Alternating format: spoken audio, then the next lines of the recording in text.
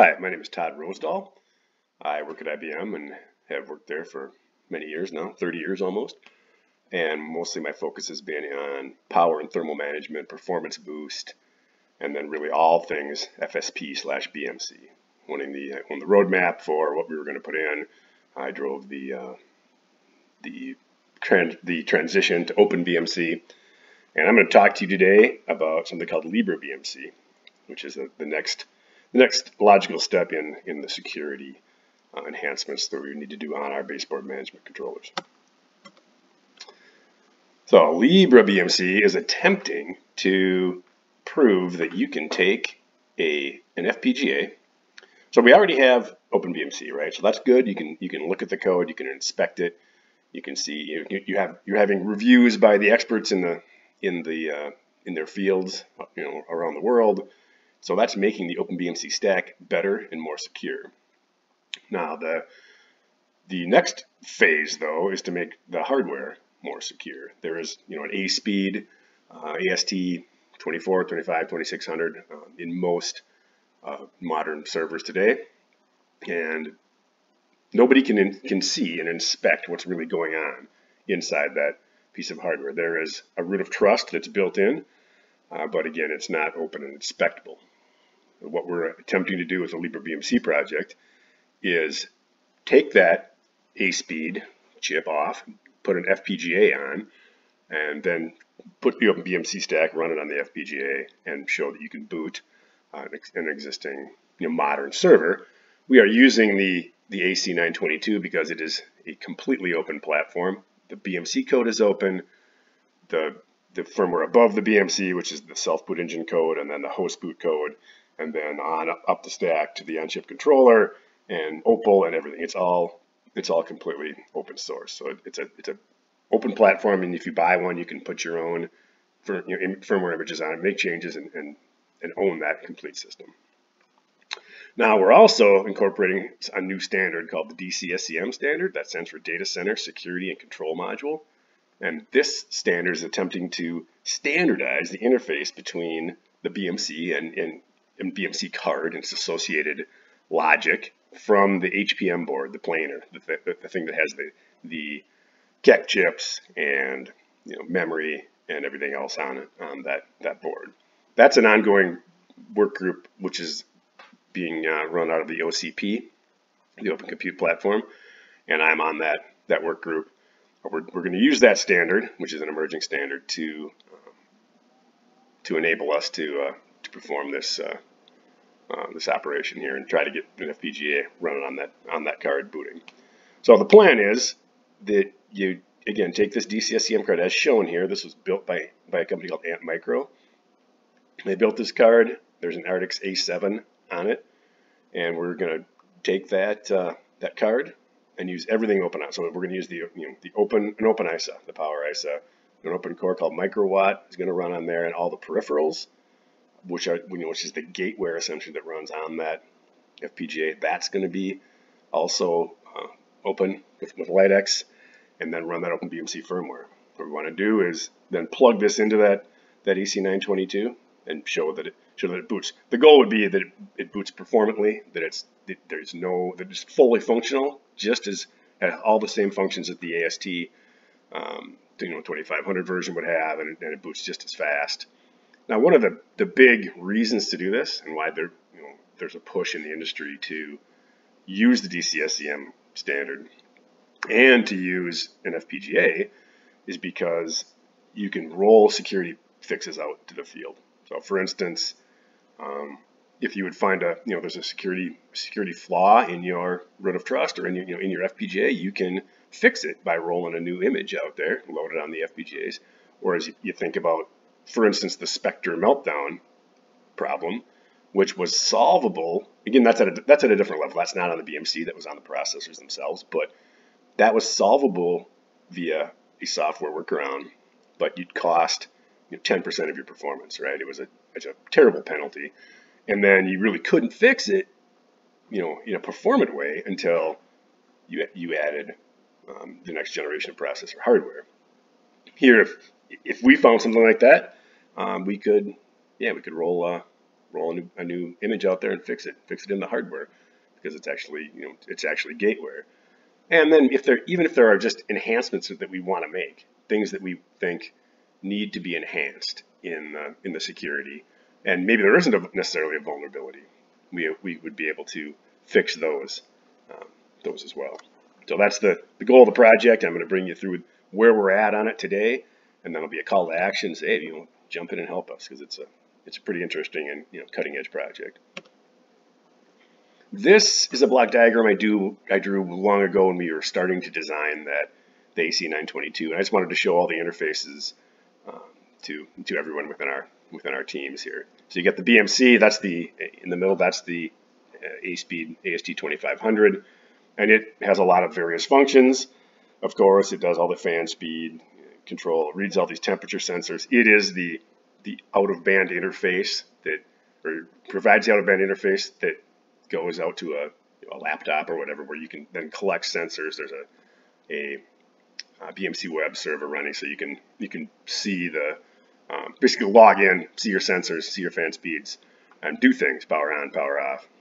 It provides that. It provides the host communication via LPC, the bottom here that goes up to the P9 module, and then it kicks the power off, right? When you push the power button or get a power on command, it starts the power on process, it pokes to a UCD, a little power sequencer that starts to run, checks that the power's okay, and then it starts the self-boot engine and gets everything up and running. So that's the block diagram. And so all of these interfaces here that go from that BMC card out are the things that are defined in the DCSCM standard that we'll talk about. So this is a much simplified version of that. I didn't include all of the connections here, but just some example ones to show what this looks like. You've got your box elder card is what we call it. That's our BMC card on the AC922 that plugs in. It has its own flash and VRAM. And there's, again, here an ASPEED AST2500. It's the engine. And there's a 240 pin Molex connector that connects that card over to the planar. Well, that's how it works today on the AC922s in the field. And that, by the way, the AC922 is the compute node that runs in those big supercomputers at Sierra and Summit at Oak Ridge and Livermore, and was top in the world for a while on the supercomputer list. So it's a powerful, very powerful machine.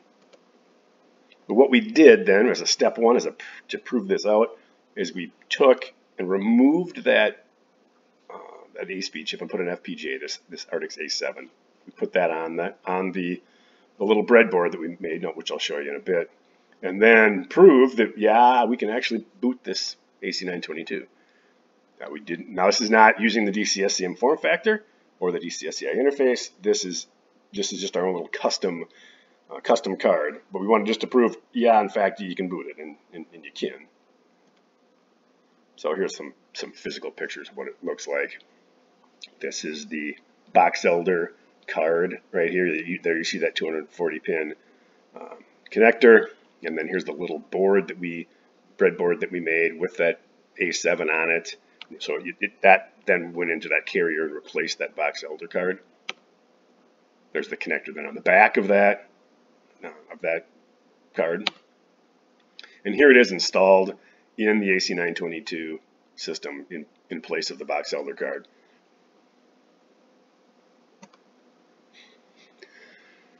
So from a software details perspective, this was running, or can run Linux. The Linux kernel runs on microwatt. It's not full function. It does, it bit bangs some of the drivers, the FSI and I2C. I2C interfaces are just bit bangs. So there's no gateware there to do those, but it certainly works. And fan control is running. You have to have that right for safety. There's PDBG, which is the debug interfaces are running, and of course LPC has to work, talk to the host, and that is actually has been upstream now, so that's complete. And like I was saying, it does in fact boot. It controls the fans. It boots your system up. It is not running just to be clear, OpenBMC, however. It's just running some scripts. So it'll boot it, but we need to go further here to really prove out that this works. So the next step here in the process is to take that Antmicro DCSEM card on the left here that I showed you a picture of at the beginning, and have that run, as you see here, microwatt, run all the OpenBMC code, run the Linux kernel on that FPGA, and then connect through a custom interposer, which we have had built, that takes that DCSEM, or DCSEI connector, we should really call it, that's the interface, and then converts it to that 240-pin Molex connector so it'll fit in the machine. When we first designed the AC922, there was no DCSEM standard, was not there yet, so we just used our own connector. Here is the interposer card that we had built. There are a few of those floating around, but that you can see that where this DCSEM will plug into that, right into that interposer. So there's the card again with the connector, the card edge. That's the standard DCSEI interface connector, and there it is plugged into the actual carrier, into the interposer. So you can see from the side, there's a little problem with the standoff. This isn't a really production ready. This is just trying to again do a prototype and a proof of concept. There's the whole thing together installed in the carrier, and now fully installed in the system. So there's the DCSEM card with the A7 and the interposer plugged in using that Molex connector, and then that whole thing plugged into the AC922. Well, the next steps here are to bring that up. So again, we didn't use OpenBMC, so we need to get the OpenBMC stack running and add full support to that. We want full gateware, rather than bit banging. Let's get all the gateware there, and then from it may not work performantly, right? We don't really know. So once we get this running, and we are going to have to probably make some size and performance improvements to either the FPGA image itself or to the BMC stack, but we'll probably need to make some adjustments to make sure that it works just as well as it would if you're running the AST2500. And all of this is intended to be done, upstream in the open. It's a fully open project, and so we encourage anybody to attend these meetings and help us. But we want to upstream everything, and then in the end, the bottom bullet, make it a viable BMC production replacement. That's the ultimate goal of the project, to prove that you can use an FPGA. You don't need an ASIC to do this, and then you get the security benefits. And by the way, FPGAs are coming down in price significantly. They also are much more reliable than they used to be. It is, because people bring these problems like, well, they're expensive and they have a lot of bit flips and whatnot. But they are getting much better, and we believe comparable to an ASIC today from a price and reliability perspective. So join us. There's a couple of meetings.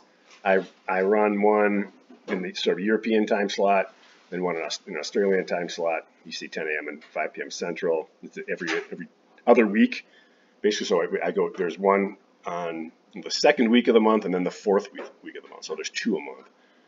You can go look at this Open Power Foundation website to get a view of the project and where we're at.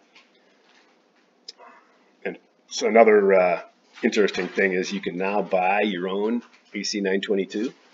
And if you click that link there, which I'm sure these charts will be made available, you can buy one. It doesn't have the GPUs. It is less than $5,000 though. It's pretty cheap, and then you can really play around with it and load your own code and do whatever you want with your own your own supercomputer node, which is pretty cool. There's the DCSEM link here. You can go look at the spec. 1.0 is out.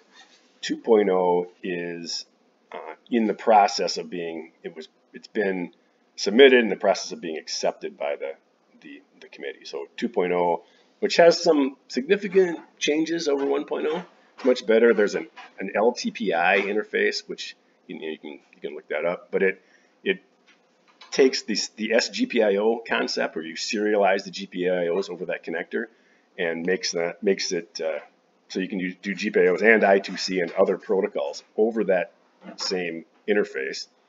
And if you do that, then you can for the 3.0 version, one would think you could skinny that connector down. You can tunnel more things over that serial interface. So there's also going to be work going on for the 3.0, and if anybody wants to join this group as well, you certainly can. And we're going to make other improvements there to 3.0, and we're talking as a committee right now about what do we want to do. What is the next step to make this the standard very much more usable, interoperable, potentially. One thing to clear up though is you aren't going to be able to take a DCSCM card off the shelf and stick it in a variety of different servers and just have it work. What you have to do is that code that's running on the BMC will detect what planar is there, and then it's going to have to load its own BMC, potentially its own gateware as well, to make it work in the correct fashion with that HPM board. It's not going to be just plug and play. It's plug and program and play. It would be a way to put it. There's the link to the LightX here, which has the peripherals, and there is work that you could join in on there to add more peripherals to the LightX library. There's the Open Power ISA link, and then of course the microwatt link that shows you where all things microwatt are going on, and there's a lot of work going on in that space as well to add capabilities, and to we're taping it out, so it's trying to use all open tooling as well there. So when you open road and open lane, because again everything here is open, and that's the way we want to approach it. There is then an FPGA benchmark you can look at. It was done by Tim Ansel, who was actually going to talk here at this conference, I believe. And you can see what his thoughts are on what performance is going to be required for that FPGA. So that is the end of the LibreBMC presentation. Go ahead and look at those links out on GitHub. You can see what the meeting minute, what we've been doing from a meeting minutes perspective. You can see what projects still need to be done, what pieces of the project need to be done. And really be interesting to have you guys join and then help out and be a part of the project. With that, I will turn it over back to the moderator, and thank you so much.